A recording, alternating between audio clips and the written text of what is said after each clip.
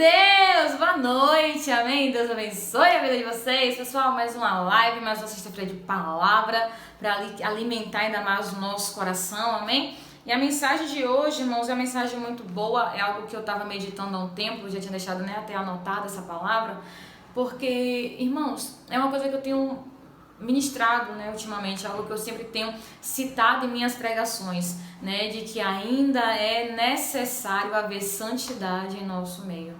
Irmãos, eu sei que o evangelho, em alguns lugares aí, em alguns pontos, tem sido muito tem caído em descrédito por conta de comportamentos alheios. Mas quando você volta o seu olhar para a palavra, você começa a entender como é que Deus requer a nossa vida, como é que Deus nos orienta a ter uma vida de servos, de filhos, de pessoas que de fato, professam ali o seu nome. E hoje, irmãos, vamos aprender só mais um pouquinho, de como ter uma vida santa, uma vida reta, porque, irmãos, é possível. Eu sei que diante de algumas cenas, diante de algumas coisas que a gente assiste aí no dia a dia, mas ainda é possível sim, irmão, ter uma vida santa, ainda é possível sim ter uma vida livre do mal. Amém? Vamos lá? 2 Timóteo, capítulo 2, versículo 19, que fala o seguinte: Todavia, o fundamento de Deus fica firme, tendo este selo: o Senhor conhece os que são seus. E qualquer que profere o nome de Cristo aparta-se da iniquidade. Ora, numa grande casa não há somente vasos de ouro e de prata, mas também de madeira e de barro, alguns para a honra e outros para a desonra. Portanto, se um homem se purifica destas coisas, será vaso para a honra, santificado e idôneo para o uso do mestre e preparado para toda boa obra. Irmãos, aqui é a segunda carta de Paulo ao seu filho na fé, Timóteo. Ele já havia escrito ele vai escrever esta segunda. E em todo o livro de Timóteo, em toda ali a conversa ali de Paulo, por intermédio da carta dele a Timóteo, além de estar, citando, pontuando alguns pontos positivos na vida de Timóteo, o fato dele ter uma fé não fingida, o fato dele seguir o exemplo, da avó dele e da mãe dele, que eram mulheres de Deus. Paulo fala, que ele era um jovem ali pronto, para fazer a obra, e ele vai alertando, e fortalecendo Timóteo, que Timóteo ele não se acanhasse, que ele não tivesse medo, que ele não recuasse na obra, mas que ele colocasse em ação os dons e talentos que ele tinha, talentos que foram dados a ele, por intermédio de imposição de mãos. Então Paulo ele vai ali orientando Timóteo, como um bom pai na fé, como um bom amigo, vai alertando Timóteo. Só que a maioria dos alertas de Paulo para a vida de Timóteo também era a respeito, irmão, do pecado. Porque Timóteo era um jovem, era um homem ali no início ali da sua carreira, ali na sua fé. E a gente entende, irmãos, que no mundo que estamos vivendo hoje, você ser jovem, você ser adolescente, jovem e crente, tá sendo uma balança meio que não muito nivelada, tá sendo realidades muito distintas, tá sendo uma coisa muito rara você ver alguém que é adolescente, jovem, que de fato honra ao Senhor. Porque, irmãos, hoje a gente tem visto muita coisa louca acontecendo, dentro do evangelho, que não deveria acontecer, que não era para estar acontecendo. Apesar de que a Bíblia já nos alertava sobre essas coisas, sobre os falsos profetas, sobre os falsos professores, sobre os lobos em pele de cordeiro, em pele de ovelha. Mas tudo isso, irmão, você consegue discernir por intermédio da palavra, que não nos deixa enganado com nada. Mas a gente tem visto muita coisa errada, muita coisa que antes era como um sinal de santidade, coisas que antes era como um sinal de pureza. Hoje não, hoje é arcaico, hoje está ultrapassado, hoje isso é loucura, isso é radical, que não sei o quê. E uma das coisas que muito pouco hoje é falado, porque está caindo também discreto, é a questão da pessoa se guardar para o casamento. Hoje você não ouve mais esse tipo de orientação, de que a pessoa precisa se guardar para o casamento, precisa se santificar para o casamento, irmãos. Hoje não. Hoje muitas pessoas, não só jovem não, tá bom? Independente da idade, essa bagunça tá atingindo todas as fases, não é só a juventude não. Eu tô falando da juventude porque aqui Timóteo ele era um jovem, mas era um jovem que deu exemplo, que dava exemplo. E tinha alguém que o orientava muito bem, que era o apóstolo Paulo. Então hoje as pessoas agora, meu irmão, faz test drive antes de casar. Ah não, vamos se envolver para ver se vai dar certo. Como assim? Se vai dar certo. Irmãos, a partir do momento em que eu sirvo ao Senhor, a minha vida tem que ser direcionada por Ele. E se a minha vida é direcionada por Deus, tudo vai dar certo para mim. Se a minha vida é guiada pelo Senhor, o meu casamento vai dar certo, a minha vida profissional vai dar certo, o meu ministério vai dar certo, a minha família vai dar certo, porque tem a direção de Deus. Mas claro, irmão, se eu fizer as coisas de mim mesma, no meu achismo, na minha vontade, no meu desejo, aí eu posso sim ter a tendência a quebrar a cara. Mas, irmão, não existe isso no meio do povo de Deus, de que tem que fazer test drive para ver se vai dar certo. A pessoa casa hoje, descasa amanhã. Ou casa hoje, amanhã tá com outra pessoa, sabe? O adultério virou algo normal. Irmãos, isso tem que ser normal para o povo do mundo. Isso é normal para quem é mundano, isso é normal para quem é ímpio, para quem pratica iniquidade, mas para quem é servo do Senhor isso não é normal. Adultério, fornicação, mentiras. Irmãos, isso não cabe a um servo do Senhor. Isso não cabe, irmãos, a quem prega a palavra. Por isso que o Evangelho de Cristo está caindo em descrédito. Não é porque Deus perdeu o poder, não é porque Jesus deixou de fazer, não. É porque a gente não se dá o respeito. É porque eu digo a gente, porque nós somos um corpo. A gente não tem vergonha na cara. A gente está perdendo a vergonha, está perdendo a santidade, está perdendo a reverência, está perdendo o respeito às Escrituras. Estamos entregando os nossos princípios de bandeja para o mundo. Estamos entregando os nossos princípios, ou melhor, entregando não. Estamos jogando os nossos princípios no lixo. Estamos jogando, irmãos, a palavra do Senhor, irmãos, para vergonha. Sabe? E Jesus fala que toda vez que a gente peca, toda vez que a gente erra, a palavra diz que a gente entrega a Jesus para ser crucificado de novo. A gente está entregando a Ele para passar pela vergonha da cruz de novo. Irmãos, e aqui Paulo está dizendo o seguinte, olha, o Deus... Vamos lá, deixa eu ler aqui. O Senhor conhece os que são seus, e qualquer que profere o nome de Cristo, aparta-se da iniquidade. Qualquer um, irmãos, que se diz ser servo do Senhor, fica longe do pecado, fica longe da iniquidade, sai do que é errado, porque, irmãos, o primeiro sinal do encontro com Deus, o primeiro sinal de que um homem, que uma mulher teve um encontro com Deus, é a mudança de caráter. É a mudança de vida, é a mudança, irmão, sabe, na rota da vida da pessoa. É a pessoa sair daquele mundo nojento e vir, irmãos, para uma vida nova com Cristo. Vir uma vida, sabe, dentro ali dos padrões da palavra, uma vida santa, uma vida reta, uma vida pura. A palavra diz o seguinte, irmãos, que para ter acesso ao reino, para ter acesso, né, a nossa nova Jerusalém, nós temos que ter o coração de uma criança. Nós temos que ser como uma criança. Não agir, né, de forma tola, de forma boba como uma criança. Ter a pureza de uma criança. Ter a inocência de uma criança, irmãos. Hoje eu ouvi uma palavra, né, que eu já tinha até esquecido, que é muito versículo, a gente não lembra de tudo.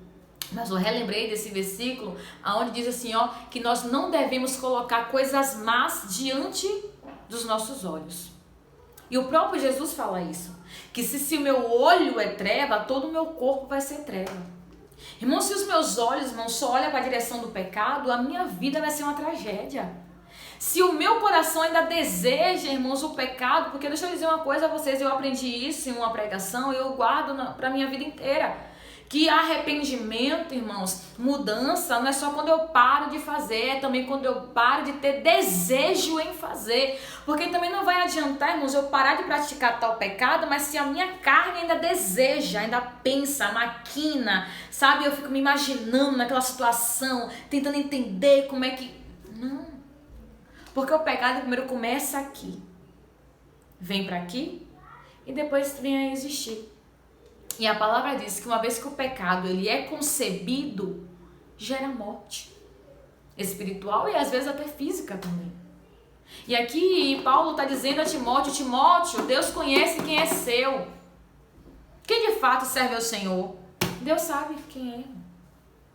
E quem profere, quem fala, irmãos, quem prega, tem que se apartar da iniquidade, porque é um cálculo que não bate. Irmãos, não tem como, me desculpem o que eu vou expressar aqui agora. Mas não tem como, irmãos, eu estar pregando a palavra do Senhor e no mesmo minuto eu estar na porta de um bar. Não tem como, irmãos, eu estar em um púlpito, na rua, em um culto no lar, pregando, falando de Jesus, se depois eu vou me prostituir, se depois eu vou me drogar, se depois eu vou trair a minha esposa, se eu vou... Não. Ou se eu estou orando por alguém, se eu estou profetizando e depois eu chego na minha casa e quero espancar a minha esposa, eu quero bater nos filhos. Irmãos, isso não existe. Não deve existir no meio do povo de Deus. É por isso, irmãos, que não se vê mais milagre em nosso meio, porque a iniquidade está tomando conta. É por isso, irmãos, que a gente não se vê mais pessoas levantando da cadeira de roda, não se vê mais paralítico andando, cego enxergando, até pessoas voltando à vida, porque a iniquidade está sufocando o Espírito Santo. A iniquidade está sufocando a graça, a iniquidade está sufocando a presença do Senhor. Irmãos, e quando há iniquidade, a presença sai.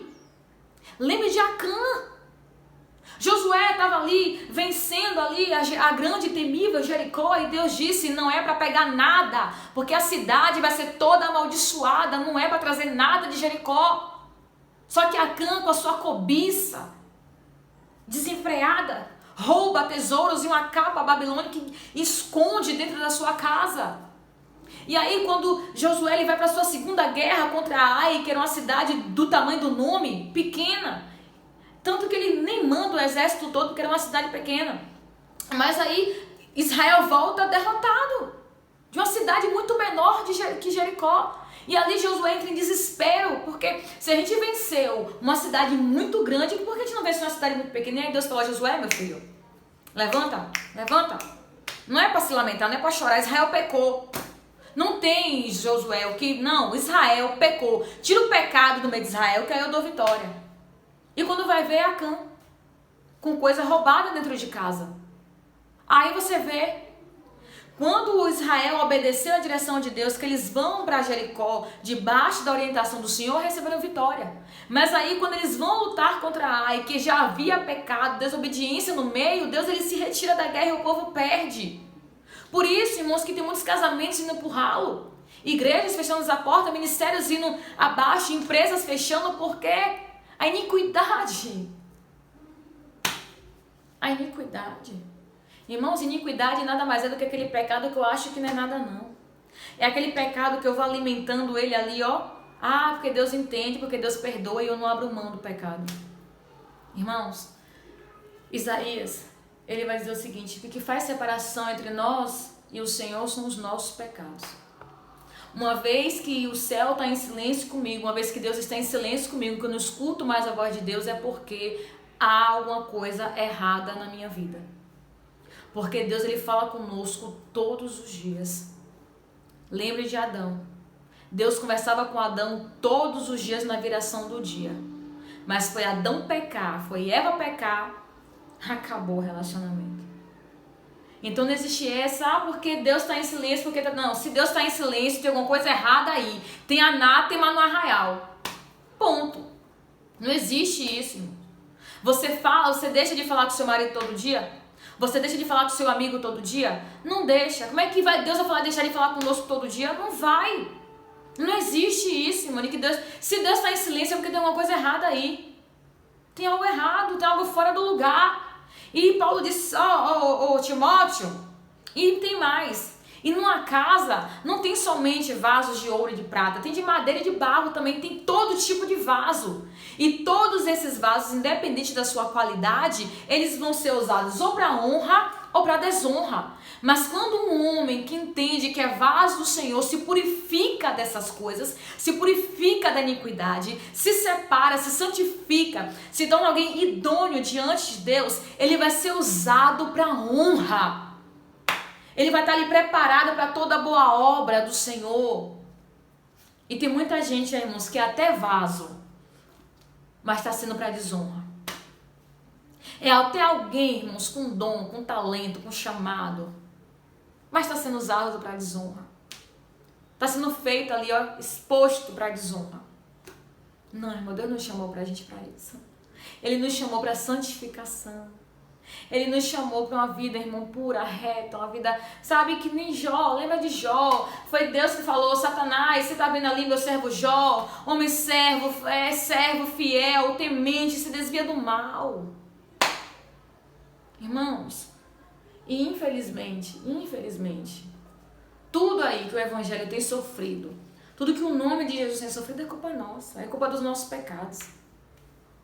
Que a gente vai, ó, empurrando, achando que é normal, ou achando que vai dar tempo se arrepender no nosso último dia de vida, e às vezes pode não dar tempo. E aí?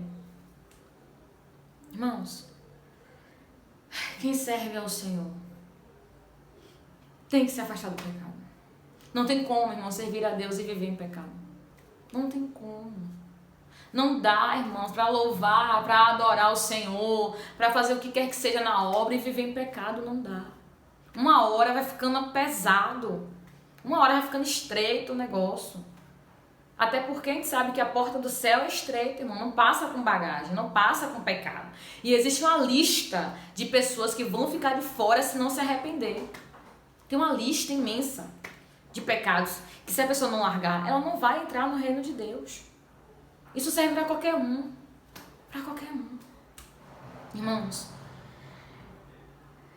o mais interessado em nos honrar é o Senhor. O mais interessado, irmãos, em ver a gente crescer, em ver a gente prosperar, em ver a gente ter uma vida bem, uma vida plena, é Deus. Quem mais quer nos usar como vaso de honra é o Senhor. Mas para isso depende de nós. Se separar, se santificar, buscar, se envolver com as coisas do reino, ser pessoas honestas, ser pessoas verdadeiras, ser pessoas puras, irmão. Tem um versículo em Salmos que Davi ele vai dizer o seguinte: Senhor, de madrugada me examinastes e nada achastes. Irmão, sabe o que é você ter essa convicção de que se Deus faz uma revista na sua vida, Ele não vai achar nada? Sabe o que, irmão? Você ter plena convicção de que se Deus colocar você pelo avesso, Ele não vai encontrar nada em você. Nada que Ele acuse, nada que Ele manche, nada que Ele... E fora que o próprio Paulo ele vai dizer a Timóteo, né? Procura apresentar-te como obreiro aprovado do que não tenha do que se envergonhar. Irmãos, e eu entendo que a nossa vida, lógico, né? Antes de mais nada, tem que ser para agradar aquele que nos chamou. Mas um bom testemunho, um bom nome também coopera, irmãos, para agradar ao Senhor. Uma vida, sabe? Sem ter do que poder andar de cabeça erguida, poder dormir tranquilo, poder olhar para as pessoas assim, se envergonhar assim, sabe? Ter uma vida livre de culpa, sem medo de que alguém possa descobrir o que fazem no culto. Irmãos, vamos nos esforçar. Ainda dá tempo, ainda nós temos chance, ainda temos essa esperança, irmãos, de ser pessoas que honram o nome do Senhor. De ser vasos de fato usados para a glória do nome dele, pessoas que carregam a presença, pessoas que carregam unção, pessoas que carregam e fora, irmão, voltar a manifestar os sinais, que é curar enfermos, expulsar demônio, que é, sabe, ver pessoas sendo libertas, sendo transformadas pelo poder de Deus. Irmãos, dá tempo, ainda dá tempo a gente fazer isso. Então que nessa noite que possamos receber, né, eu sei que é uma palavra dura, uma palavra, né, um pouco... Mas é para o nosso bem, é para o nosso crescimento, é para a gente despertar, é para a gente crescer, é para a gente de fato, irmãos, dar orgulho ao nosso Pai. Amém? Vamos orar nessa noite em nome de Jesus. Aleluia. Pai, muito obrigada, meu Deus, por essa palavra. Obrigada, Senhor, por esse chacoalhão nessa noite, Pai, que verdadeiramente, Senhor, possamos a cada dia procurar fugir, Senhor, da iniquidade. Porque é isso que a Tua palavra diz. Fuja da aparência do mal. Pai, nos ajuda, meu Deus, a tirar o pé da iniquidade, a tirar a mão, a tirar o olho, o coração, a sair, Senhor, dessa roda, desse laço que é a iniquidade. E buscar ter uma vida, Senhor, pura, uma vida santificada, uma vida, meu Deus, idônea diante do Senhor. Ter uma vida, meu Pai, ali preparados, prontos para ser usados por Ti, pessoas usadas para a Tua honra, usadas para a Tua glória. Pai, eu peço a Ti, ajuda o Teu povo, ajuda os meus irmãos. Pai, se essa pessoa que me ouve agora, meu Pai, está enfrentando, está lutando contra o pecado, que o Senhor possa dar vitória, meu Pai, que o Senhor possa abrir a porta de escape, que o Senhor possa agir de maneira sobrenatural na vida dessa pessoa. Meu Senhor da glória, muito obrigada por essa palavra, obrigada por essa direção nessa noite. Em que verdadeiramente, Pai, possamos nos tornar filhos, meu Pai, servos, que lhe dão alegria e prazer. Pai, muito obrigada, Deus, por essa oportunidade de mais uma vez falar da Tua palavra. Em nome de Jesus, amém. Amém? Irmãos, que Deus abençoe.